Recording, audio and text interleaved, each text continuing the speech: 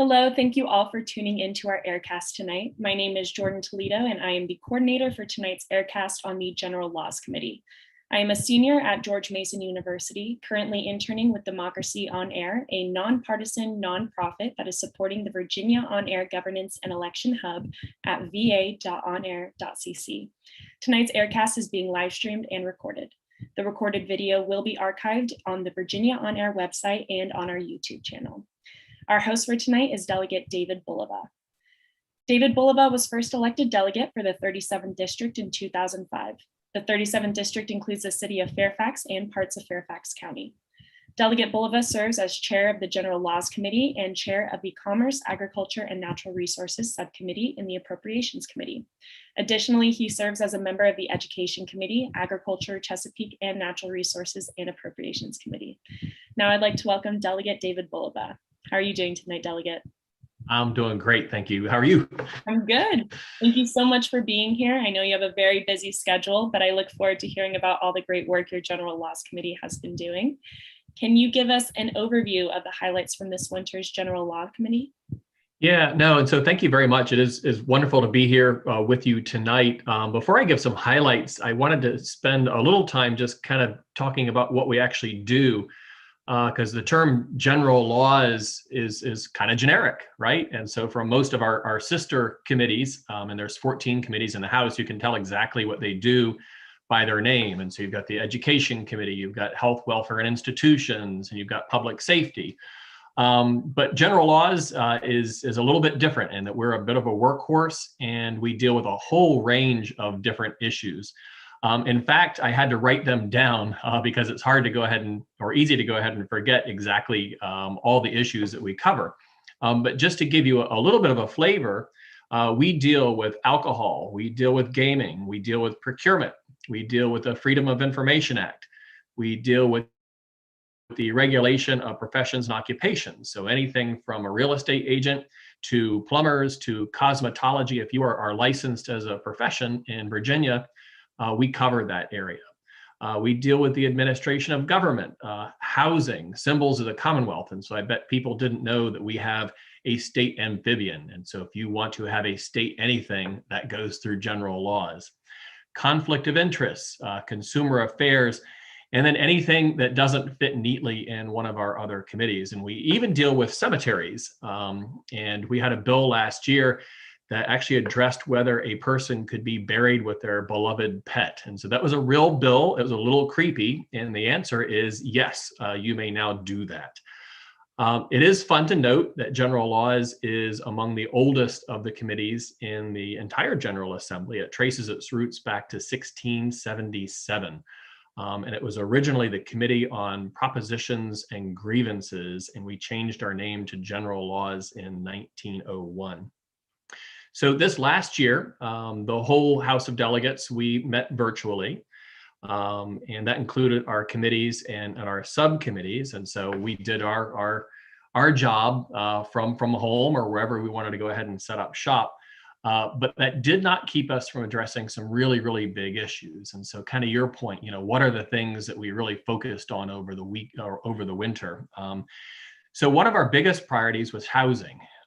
And so, there's been a lot of tough parts about the pandemic, but we want to make sure that we are doing everything we can in order to keep people in their homes, while also realizing that a lot of people are relying on those rental income streams just to go ahead and pay for their own housing and their own businesses. And so it's walking that narrow line. And so we actually passed some really good legislation, I thought, in order to empower our renters to be able to engage in things like payment plans and to help them go ahead and keep in their homes while also ensuring that ultimately the landlord is made whole. And so any of those kind of issues dealing with housing that came through our committee this year. Last year, we made a really big change to the Virginia Human Rights Act and was very, very proud of what we did last year. It was landmark legislation that added our LGBTQ plus friends and neighbors to the Virginia Human Rights Act. and protected them in housing, in employment, and in public accommodations. And so this year we continued on that really, really good work by expanding protections to those with disabilities, and also closed a really big gap by making sure that we're covering domestic workers under those protections as well. So very proud of that. The biggie this year was the legalization and regulation of marijuana. And so we were ground zero of the committees that dealt with this. And so usually a bill goes to one committee, maybe two. If it deals with budgets, it goes to appropriations. This one was so big that it went to actually three committees. And so we deal with the regulation of substances. So we deal with alcohol, we deal with tobacco. And so we dealt with kind of that end, so how would we retail this? Then it went over to courts for enforcement and safety, and then over to appropriations to figure out how any revenue generation would be appropriated and spent. But we were ground zero. We were the first to have an opportunity to look at the governor's proposal and made lots of different changes. And we dealt with everything from how do you design a system to make sure that you're keeping it out of the hands of kids under the age of 21. To regulation of advertising. But the real big one was how do you make sure that there's an economic equity aspect to this, right? And so you don't want just a couple of really big national companies coming in and gobbling up the entire market. You want to make sure that more people have an opportunity for an economic slice of that pie. And so that bill ultimately went through the House and the Senate and was adopted by the General Assembly. We had over 113 bills referred to our committee this year. Believe it or not, that's actually a little on the light side. We usually deal with even more of those. But the way that we deal with that many pieces of legislation is we've got a really robust subcommittee system. And so I've got 4 subcommittees that are in general laws. And I'm really, really glad to have 2 of my subcommittee chairs here with us today. And so that's Betsy Carr of Richmond. And so Betsy is the chair of our Open Government and Procurement Subcommittee. And then we have Chris Hurst, who is is out of Radford, and he chairs our Professions and Occupations Subcommittee. So anyways, they do a really, really great job. And so I wanted to kind of give them a chance to talk a little bit about what their subcommittees are all about, some of the big issues they've been facing. I know that this last year was a challenge because we had some really early subcommittee meetings. And so Delegate Carr, her subcommittees were at 7 o'clock in the morning. And Chris lucked out, his were in the afternoon. But anyways, Betsy, you want to tell us a little bit about what your subcommittee did this session and kind of the issues that you deal with? Thank you. I think all of our participants got an early start and they did very well. The members and also the people who might be testifying from Northern Virginia or Martinsville or wherever, they could just hop on Zoom. They didn't have to get in their car and drive down. So that was an advantage of having the Zoom. This session, we had a lot of, the subcommittee says, this deals a lot with procurement, and that's contracts, like contracts with state organizations, the labor relations, what are the different guidelines for contracts for procurement, what's put out there. So we have that, and we have FOIA, the public information questions and so forth that come forth. I think one of the questions that we were asked to talk about, should I go ahead and do that now? Or should we wait? The FOIA bill. Q&A. I think why don't we wait till the Q&A session? Yep. But I think our biggest thing where we had just a number of bills that had to do with contracts, procurements, and so forth, and that was our biggest time consumption. And also, I think people worked very diligently, and always it's a privilege to be involved in that committee and see all the folks that come together and provide input and really try to discern the best way forward for our committee. Yeah, so Betsy, you all So speaking of procurement, you had a really big bill come through that passed the House, didn't quite make it out of the Senate, but I suspect we're going to see this again. Yes, that was what I would say. They said, what do you want to see next year? And I would imagine we will see aspects of that being coming back again and trying to get through something definitely with that. Yeah. So you want to describe maybe the issue? And so this deals with the governor's study showing that with state procurement that small and women-owned and minority-owned businesses are very underrepresented. That's right. That's right. And so the procurement. SWAM group and so forth were very concerned about that. There had been a governor's executive order, I don't know, 3 or 4 years ago. And so this bill was trying to codify that executive order and also include the findings of the diversity study, what had happened and why we had so many, why the numbers of contracts given to SWAM and business owners, women business owners, was so low. So it was an effort to correct that, move forward in a positive way. Great. Thanks, Betsy. So Chris, tell us about professions and occupations and then the amorphous administrative processes aspect of what you do. Thank you very much, Mr. Chairman, for having me on. I think members of that subcommittee serve on it, and some get taken off of that subcommittee and still have no idea necessarily what exactly does administrative process mean. But I actually think there's a lot of overlap between that part of the subcommittee that I chair and also the procurement part that Delegate Carr chairs as well. And it's basically the legislative intent for how the executive branch will operate itself and some of the fundamental things we want to bring to the executive branch in order to have it reflect our values. So in the procurement process, as Delegate Carr was just saying, we're having this debate over the issue of making sure that if from a procurement standpoint, the state government is choosing to do business with groups that we think deserve to have additional opportunities. And we are trying to continue to encourage more people in those SWAM categories to start businesses and to hopefully have successful businesses, groups of people that historically in the past have not been able to have access to entrepreneurship or their own ownership of small businesses.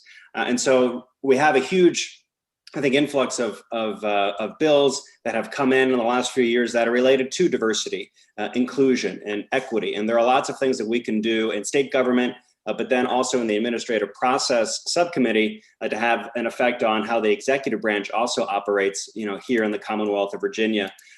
There were a couple of ones that, for me, were big this year, and that was changing some definitions in the Virginia Human Rights Act. So some of those fundamental parts of Virginia code that, again, lay the groundwork for some of our value statements, things like the Human Rights Act are in there and they're under the purview of administrative process. How does the administration actually go about, doing its job on a day-to-day basis? What sort of things does it have to adhere to? And one bill that had a lot of contention was expanding the definition of employer in the Human Rights Act to also include people who are employed as domestic workers as defined in the bill. And so this is trying to make sure that you as an employee, you as working for someone else are not going to be discriminated in your workplace. And we just were able to make changes to that here in the last few years based off of different protected classes, including, gender orientation, sexual identity. And what we also, I think, want to make sure is that we do a good job of identifying all the types of workers that really are working under an employer-employee relationship. And so not trying to say from tax purposes, are these people independent contractors or are these people employees? Do you have to give them benefits or not? It doesn't really say anything about that. It says, again, from a fundamental value statement, you're not going to be able to discriminate, fire, otherwise abuse in the workplace people, even if they're domestic workers working in your home. You're not going to subject them to that kind of discrimination and expect it not to be a violation of state law. So that was one of the major ones that we dealt with here in the Professions, Occupations, Administrative Process Subcommittee in 2021. The other one that we added to was adding a discrimination on the basis of disability to make sure that we did not include it in the legislation last year that employers, housing, and other different types of situations that you might encounter in day-to-day life that you can't be discriminated against, as we said, for your sexual identity or gender orientation, that you also can't be discriminated based off of disability too. The other part of it is on professions and occupations, and that is basically the licensure process and the oversight board process we have in Virginia for making sure that professional classes of people have some measure of regulation to ensure that the work that they're doing is of high quality.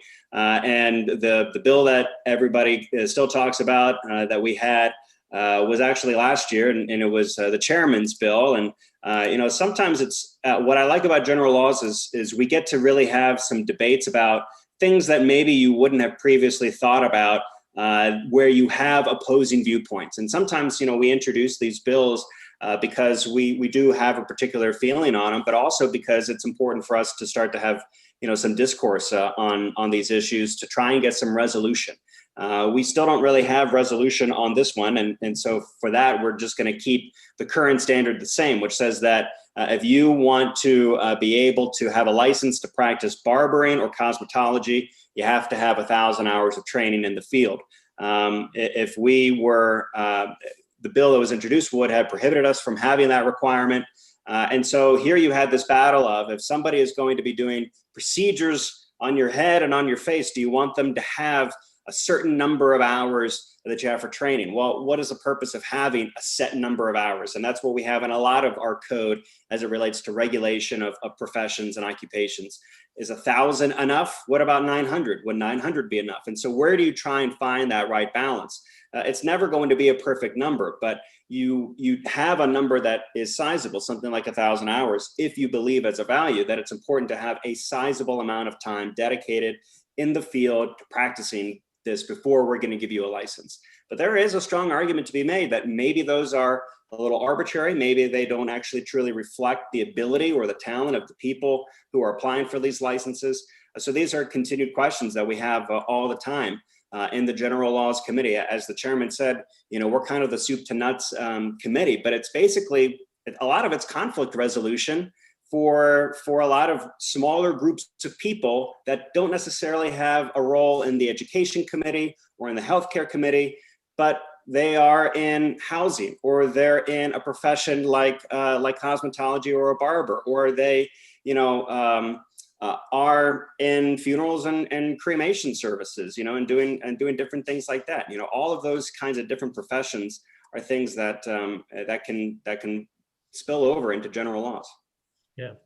So one last question for both of you, and then we'll turn things over to Jordan to facilitate some of the questions we've got from our audience members. And so we are technically in session, depending on the year, either for 46 days or 60 days. But the work of the General Assembly really continues on throughout the year, right? We've got various committees and commissions that meet.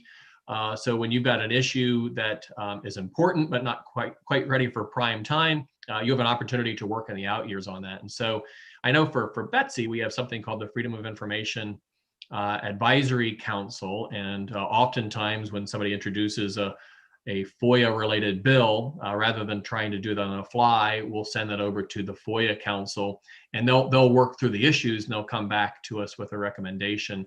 And Chris, I imagine kind of same thing with you is, when you run into sticky issues like you're saying, which is, what is the appropriate level of regulation for a profession or occupation?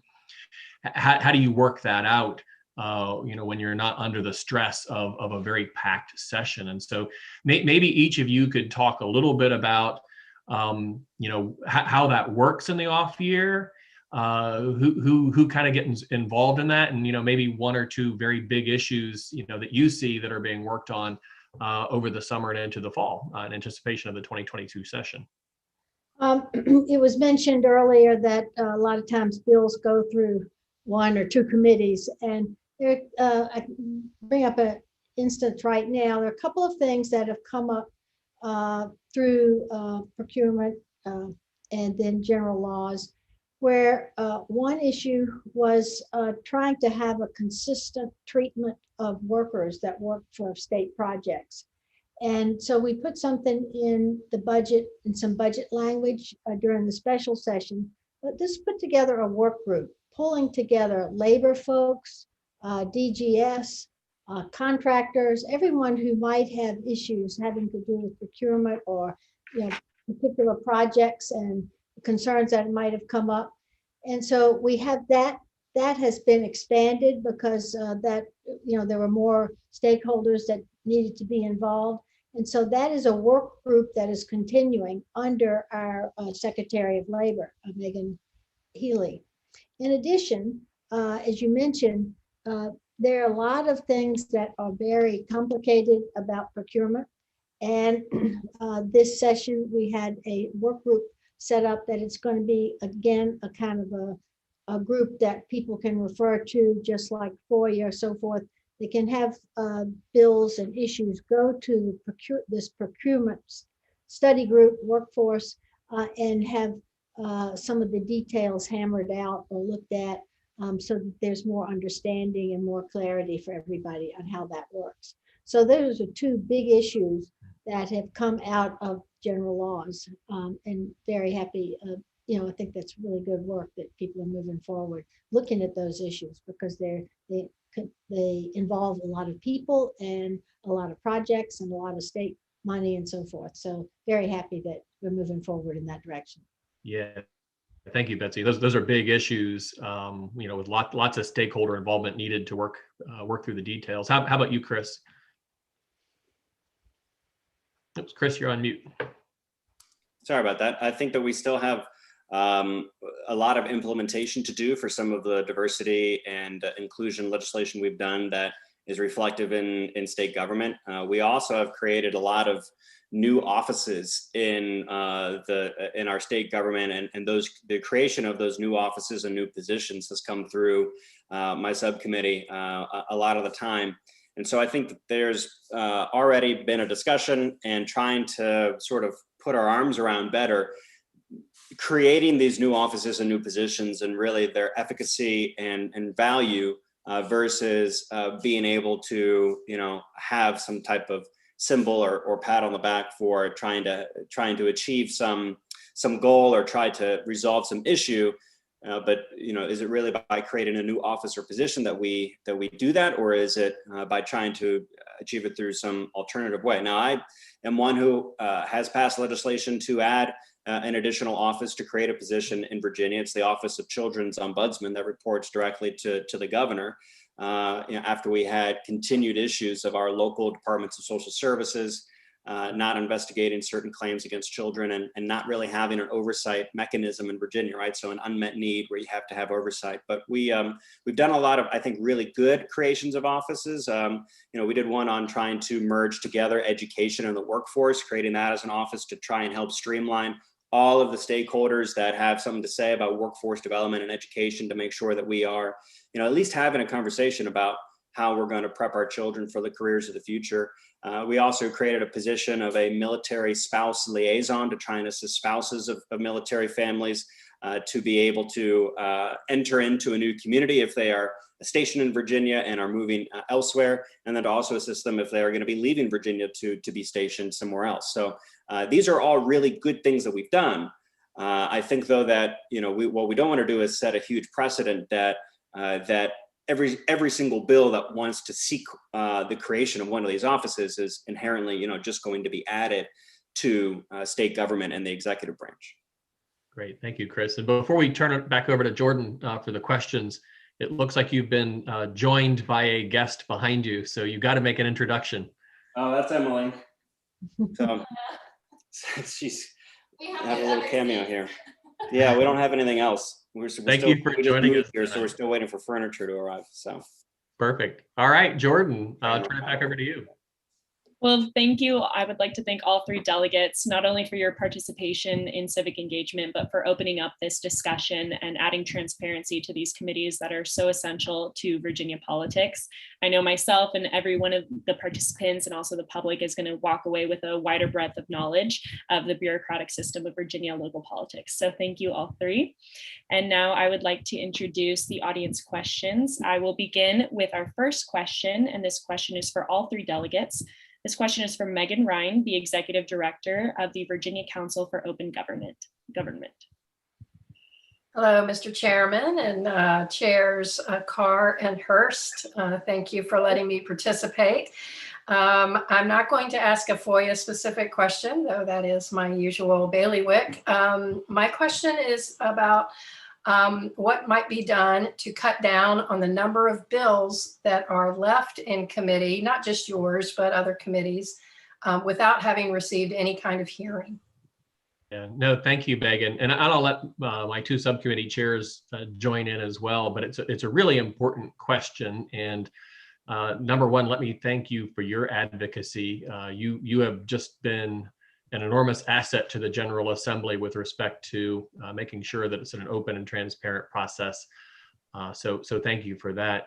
And I also agree 100%, that when possible, you want every single bill to get a fair hearing. You might disagree with that bill and that bill might die, but let it die or get an up or down vote on its merits. This year was a little bit of a challenge, as you know, because we were dealing in a virtual world and we were dealing with something called a block system for those people who are watching, where back before the pandemic, you would have a meeting that would start at 7 o'clock in the morning and you would just plow through until all of your bills were addressed. And so time wasn't as big of a concern if you weren't able to get through a docket. Unfortunately, this year, we had to deal with very specific 2-hour blocks of time.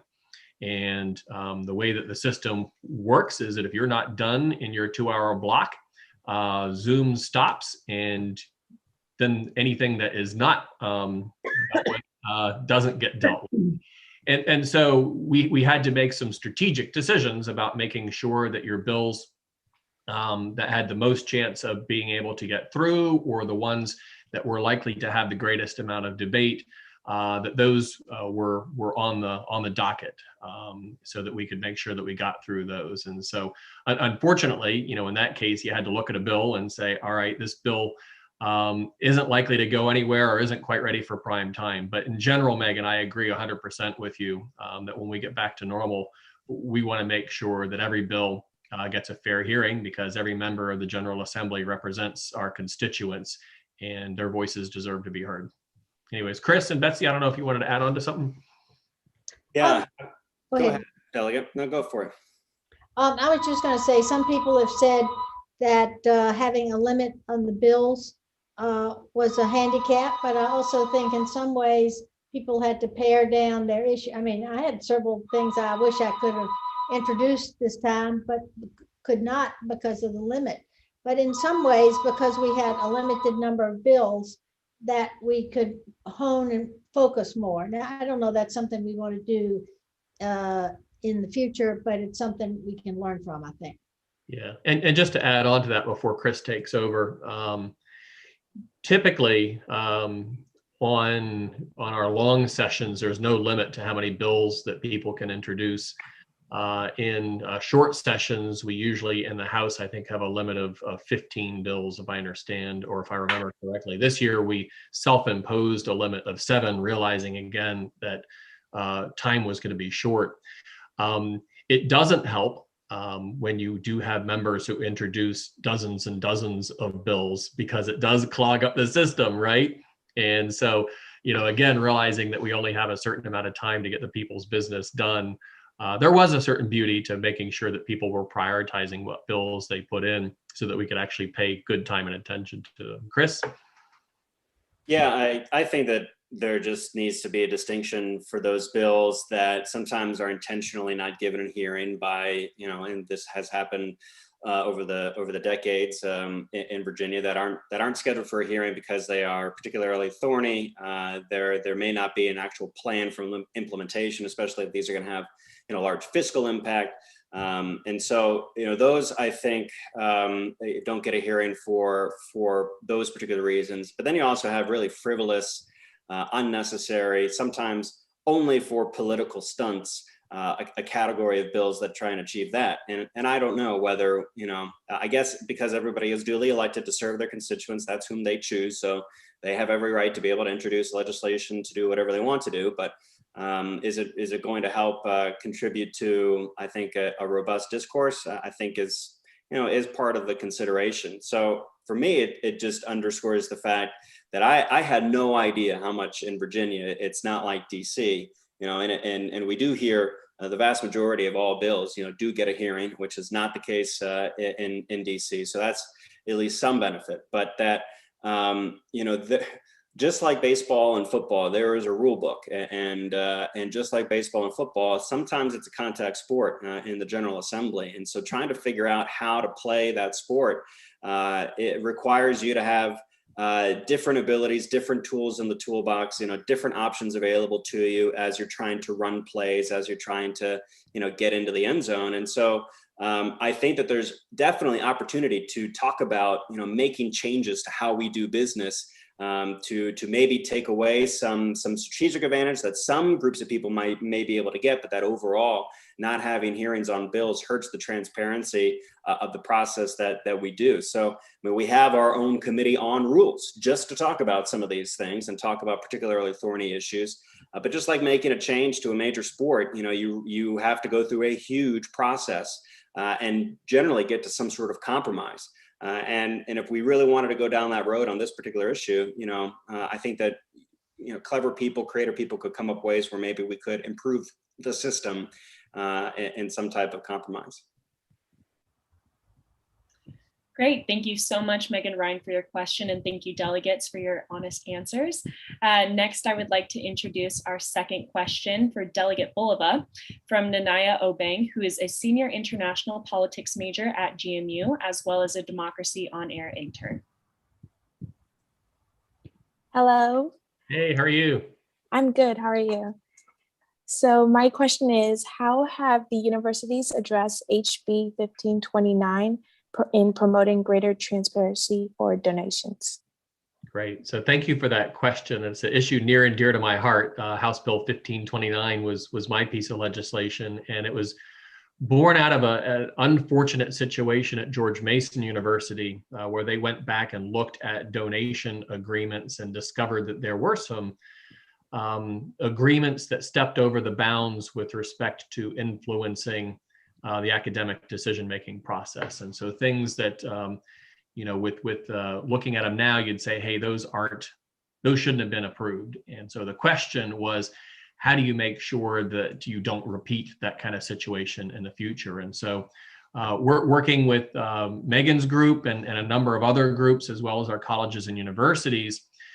We passed a bill that basically said, look, every college and university has to have a gift acceptance policy, and you have to have some kind of administrative process that is open and transparent if you have a gift that is going to affect the academic decision-making process, or if the gift is $1 million and over and establishes or puts on a new obligation to a college or university. And so if you've got a new chairmanship or anything like that, there has to be a process for vetting that through. And I think the most important part is that process is subject to the Freedom of Information Act, right? And so, we trust but verify. And so you want to make sure that you got that sunshine and transparency so that anybody could go ahead and take a look at that process and say, yep, it's working, or no, it's not working. So I know George Mason University, they had actually gotten that ball rolling ahead of time to address that situation. And so they tackled the law and have come up with a policy and a process for accepting gift policies. My understanding is that other universities have done exactly the same thing. Each of them is a little bit different. And I think that was one of the concerns, is that, William & Mary's policy versus James Madison versus UVA and VCU are all going to be a little bit different with respect to how they're going to process those, but the foundational parts are all the same. And by law, each of those universities have put together their processes and procedures so that, again, we can make sure that there is transparency to the process, while also realizing that, we very much appreciate the fact that people are willing to make donations to our colleges and universities because it really is fundamental to their being able to perform their missions. But we as a public body because these are public universities, want to make sure that there's no undue influence and that it's the academics that is first and foremost with respect to our colleges and universities. So great question. Glad we were able to get that through, and glad our universities are implementing that program now. Thank you, Delegate Bulova. Thank you, Nanayaa, for your participation and your question. I would like to introduce our third question for Delegate Carr and Delegate Hurst from Todd Gillette, who is the Democracy on Air Chair and also holds a PhD from George Mason.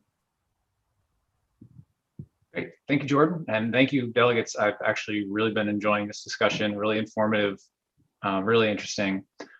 So my question is related to the Freedom of Information Act bills. And I'm interested to hear your views on those bills that were passed this year. Noted that there were HB 1931 that expanded the use of virtual meeting attendance in certain cases, and HB 2004 that expands the required release of certain information for criminal investigations. And just also, in case you have any issues that you're interested in taking on in 2022, be curious to hear that. Thank you. I'll just mention, since 2004 was Hurst, Delegate Hurst's bill, and let him take the floor on that one. The 1931 bill, which passed the House uncontested and then passed the Senate 28-11. And it was a bill that was recommended by the FOIA Council, and it had the support from the Virginia Municipal League and the Virginia Association of Counties. Basically, if a member of a public body cannot come to a physical meeting due to a family member's medical condition that requires the member to provide care for them, then the member can notify the chair of the public body, and then they can participate in the meeting electronically. Also, the bill clarifies that members can participate in an electronic meeting due to a personal matter up to 2 times or 25% of the meetings each calendar year. So this was a balance of allowing people to take care of their personal responsibilities and take advantage of virtual meeting. At the same time, not letting it go so far that people could just go the whole time and do virtual meetings. However, we have to add, during the pandemic, that has been a kind of helpful thing during this time. And that will change when we no longer have the state of emergency. But I think we all realize and recognize the advantage of having virtual meetings for community meetings, for board meetings, and so forth. So particularly my view on this is that prior to the passage and introduction of this legislation, and also prior to the pandemic, restrictions on attending a public meeting virtually for a member of a board, I think were too restrictive, and they didn't recognize the various family members that individuals have, particularly for women. And so I was very glad to see this recommendation for you, the FOIA Council pass the General Assembly. And I think it's a really good move. Thank you. Great. And I know Delegate Hurst, there he is.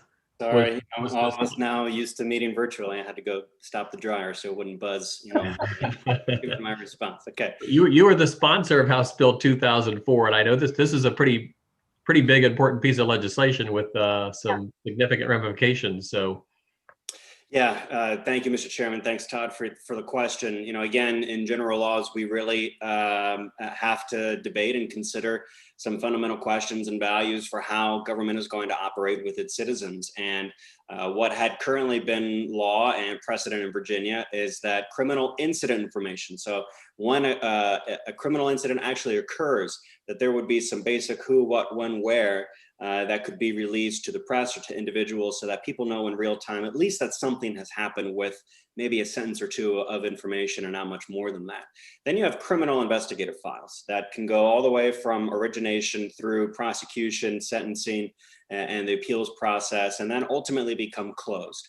And the question is what do you do with those closed case files that are no longer active? And in Virginia, the code said that they sometimes can be released to the public for examination and review, but only under the discretion of law enforcement. And so if that law enforcement agency decides that they don't want you to have it for really any reason, they don't have to give you that closed criminal investigative file.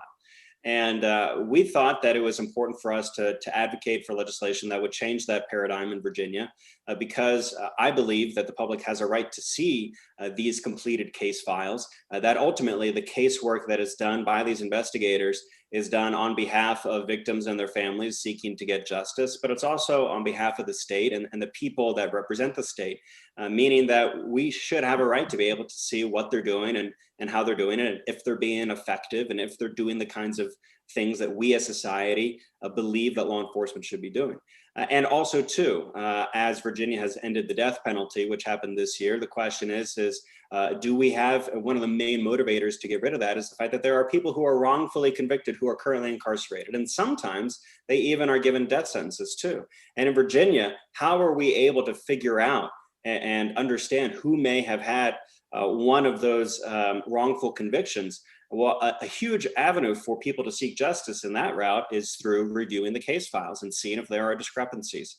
And then also too, in an age where so much interaction is captured on body camera video, and anytime there's an officer involved shooting, it becomes a matter of community concern, that we want to make sure that once those investigations are closed and completed, that again, the public has a right to review that. Now, at the federal level, we are adopting largely now in Virginia what is already done for federal criminal investigative files by groups like the FBI. And what they have is a certain number of tests to say, well, it still could be exempted from disclosure, not have to be given to the public if it meets a certain number of different variables, that it might disclose the identity of someone who's confidential, that it might unwarrantedly invade somebody's privacy, that it might jeopardize a potential investigation. These are all things that we put into the legislation, I think, as proper guardrails. But we were able to change the value statement in our code as it relates to criminal investigative files by saying that once they are closed, no, the deference should be, the presumption should be that the public should get it, rather than it being up to the whim and the decision of the people who hold those records, the people who actually did the investigations themselves. Great. Yeah. And thank you, Chris. Now, if I could just add, if I recall, this is a great case study of you had introduced this previously, didn't make it through, and we had the process in there, and you worked with the stakeholders to be able to modify it, and then ended up getting it through the General Assembly, right? Yeah, I think it's important to resist the process when appropriate, but then to also embrace the process when appropriate. And this one really actually was a huge benefit because we introduced something. I used to be a reporter before I got into elected office. And so I have a lot of experience in this exact thing. And to be clear, this was not done for the press, it was done for the public, but that the press has a huge nexus in seeking these criminal investigative files a lot of the times. And so I felt pretty confident that what we had was good policy when it was introduced in the special session we had in the fall. And it got out of the House and made its way over to the Senate. But we have a process, and the chair of the FOIA Council is also on the General Laws Committee in the Senate, and asked that it be sent to her FOIA Council for review before the Senate could give a sign off to it. And you think at the time, oh man, this is just impeding progress. But actually going through 2 many hours long meetings of the FOIA Council in the fall gave us a better product. We were able to wordsmith it. We were able to debate certain conditions in the bill. We were able to try and edit it so that it's cleaner in the code too. So there are lots of things that process can afford us to actually create good code. I think in Virginia in particular, I see a lot of folks, especially the attorneys who help us physically write the bills. We want to make sure that we're good writers too, that we write good code, that it's only an idea. Only the bill, though, is what turns into law. And so the words matter. And so the process can oftentimes be very effective in getting us better legislation. Yeah. And what Chris was talking about, he mentioned he was a reporter. And it really highlights, one of the neat things about the General Assembly is that we are part-time, and each of us comes with our own professional background and experience, and we we come to rely on each other for that background and experience and perspective. And so we have a really diverse group of individuals with a lot of different professional backgrounds, and that really adds to that discourse and understanding of the issues that we're dealing with. Great, thank you, delegates, and thank you, Todd, for your question. Lastly, I'm going to introduce our last question for all three delegates from Dr. Meredith Cary, who is a Virginia psychologist, a Virginia resident, and one of Delegate Bulova's constituents. Well, hello, and I'm really here not to ask a question, but just to express very deep appreciation for great work that you all did when you enacted the legislation that allowed for telepsychology, because I must tell you, that has been a problem for 20 years, 2 decades, that we've known that telepsychology works really well to get out mental health services to people that are underserved, that can't get the services elsewhere. And we've just not had a way to be able to figure out how to get it across state lines because of the licensure problem.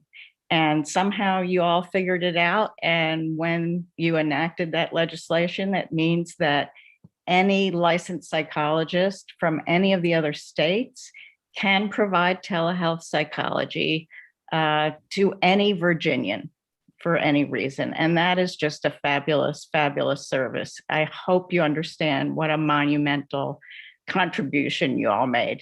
Thank you. Well, thank you, Dr. Cary. And you know, I guess out of necessity, you know, we had to use technology in order to be able to deliver services. And what we're discovering is that in many cases, you break down barriers and you wonder why you didn't do that previously. And so glad we were able to make that happen. Thank you all. Thank you, Dr. Cary, and thank you, delegates, once again. And just to close, thank you, Delegate Bulova, for hosting our Aircast, and thank you, Delegates Carr and Hurst, for your participation. I hope you found this Aircast interesting and our Virginia On Air Hub informative and engaging. And thank you, audience, for your great questions. Thank you, Jordan, for having us. Thank you.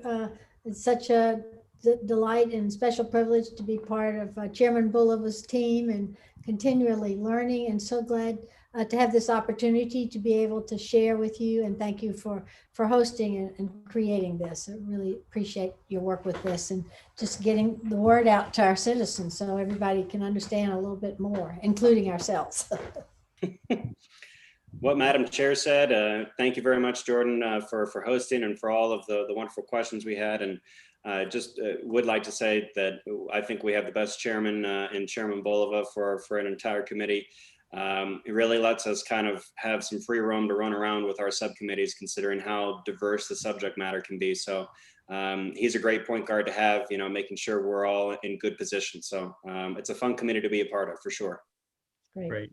And thank you, Chris. That was very kind of you. And I really appreciate the hosts for this Aircast. Also, thank you so much for our audience members for those really, really good questions. And I count my lucky stars every day that I've got such fantastic subcommittee chairs.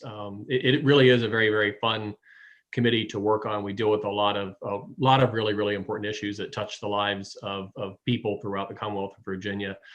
I'll just end by saying, you know, this is our democracy. You know, Virginia has the oldest representative democracy in the New World. I think we're second oldest on the entire planet. And so we have to protect and nurture that. You know, the pandemic was really tough on families and individuals and businesses, but it did force us to better utilize technology, as Dr. Cary went ahead and said. And so one of the outcomes is that it used to be, in order to be able to testify before a subcommittee or for a full committee like general laws, is that you had to make that trek down to Richmond for 5 minutes of testimony and then make the trek back home. And we went ahead and changed that. So now that if you see an issue that's important to you, you can sign up online and you can testify doing that virtually. And that's one of the things that we want to be able to preserve and keep even as we come out of the pandemic. And so I think that's great that, you know, we'll do our business in person in Richmond, but we'll also empower people to participate in their democracy by being able to join online. And as we mentioned, there are a lot of issues that, again, important issues aren't quite ready. And so throughout the year, we focus on those and we refine them. And there's lots of opportunities for people to get involved, whether that's the FOIA Council, another group that we didn't get to talk about, but is also a really important part of general laws, is the Housing Commission, dealing with housing affordability type issues. And so again, it's an open invitation to everybody to please get involved. Please use this all as a resource. And again, thank you so much to our hosts tonight for putting this on. Of course, thank you. And just to let you know, for the audience, I will be doing an upcoming demo about the Virginia onAir website so that you could read more about the General Laws Committee, as well as Delegate Bulova, Delegate Carr, and Delegate Hurst. The homepage highlights what's streaming today and the upcoming Aircasts. Other homepage posts are accessible by selecting the thumbnails below. For example, this post on the General Assembly has links to all the recorded sessions, as well as various articles about this year's session, and all the bills passed this year by interest and issue areas. To learn more about the General Laws Committee and other Virginia House committees, select Governance, VA House Committees, Top Posts, and then view the committee you are interested in. Select the feature image or post title to go to its post view. Committee posts include recorded committee hearings, detailed listing of all the bills passed by a committee,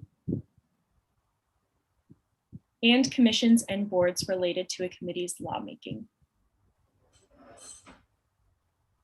You can learn about your representatives by selecting Who Represents Me, then typing in your street address, and then selecting your representative. In this post, you can learn more about our host tonight, Delegate David Bulova, his political experience, his positions on issues, and you can also ask questions, make suggestions, give endorsements, and make comments on topics of interest to you.